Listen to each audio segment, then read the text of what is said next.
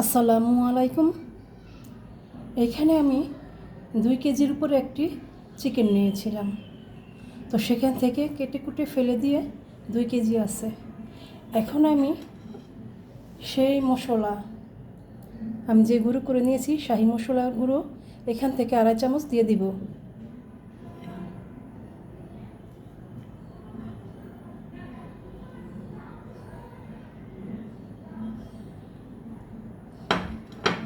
আর এখন এক এক করে বাকি সমস্ত মশলা দিয়ে দিব। সাদা কালো গোলমরিচের গুঁড়ো, এখানে আমি জিরার গুঁড়ো, ধনিয়ার গুঁড়ো, ঘরে থাকা গরম মশলার গুঁড়ো দিয়ে দিলাম। এখানে আমি পরিমাণ মতো হলুদের গুঁড়া, মরিচের গুঁড়া, লবণ দিয়ে দিয়েছি। এখানে আমি পরিমাণ মতো আদা রসুন বাটা দিয়ে দিয়েছি। আর এখানে আমি 3 টেবিল চামচ টক দই দিয়ে দিয়েছি। এখানে সয়াবিন তেল একটু কম দিয়ে আমি দিয়েছি এখানে বাটার আর পেঁয়াজ বেরেস্তার তেল একসাথে দিয়ে দিয়েছি। আমি এখানে পেঁয়াজ বেরেস্তা দিয়ে দিয়েছি।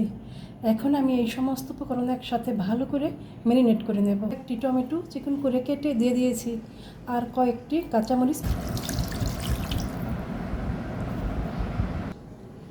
আমি হাফ টেবিল চামচ চিনি দিয়ে দিলাম।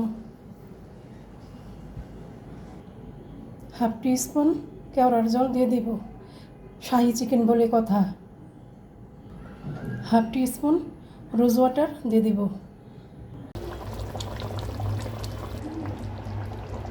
আমি আগুনের তাপ বাড়িয়ে দিয়ে 10 মিনিট রান্না করে নিয়েছি। এখন আমি মিডিয়ামে রান্না করে নেব, ঢাকনা দিয়ে ঢেকে দিয়ে। তবে ঢাকনার মুখটা একটু ফাঁকা রাখবো যাতে চিকেনের ভাবটা বেরিয়ে যেতে পারে। এরকমভাবে শাহি চিকেন রান্না আমার হয়ে গেছে।